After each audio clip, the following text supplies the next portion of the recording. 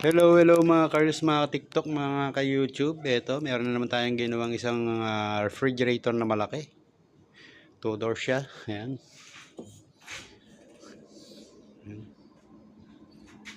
Kagagawa lang natin, kaya wala pang yelo, pero nakita mo, umuusok na sa lamig. Ayan siya.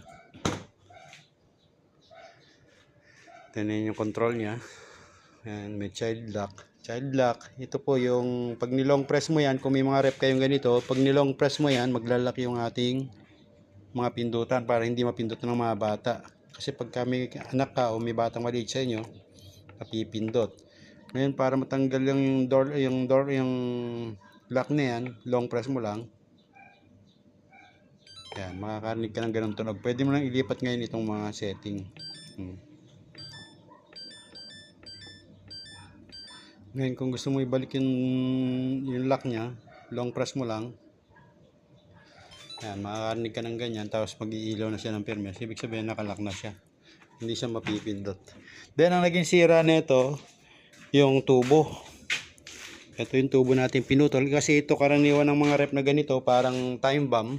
Time bomb means pag kinalawang na yung tubo sa likod, kusa na siyang nauubos ng karga, nawawalan ng karga, hindi nalalamig. Ito yung kanyang nakalubog sa tubig. Ayan, oh. Nakita nyo ba? Ayan, oh. Kinutkot na natin, yan, lilinis natin. Nakita nyo, ang lalalim na ng buhukay ng tubo. Yan siya.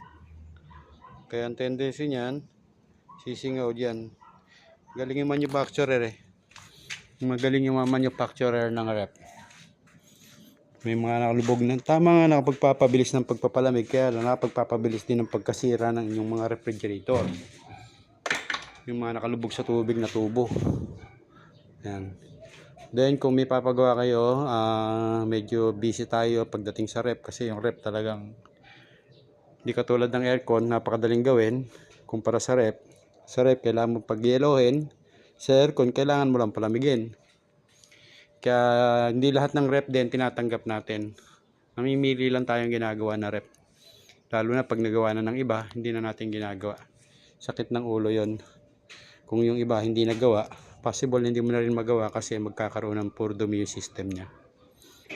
Kaya sabi ko sa customer, pagka hindi akong unang gagawa at may gumawa ng iba, sorry, hindi ko na gagawin. Pero kung nakita ko malinis pa naman yung tubo, yan ginagawa natin. Thank you and God bless. PM lang.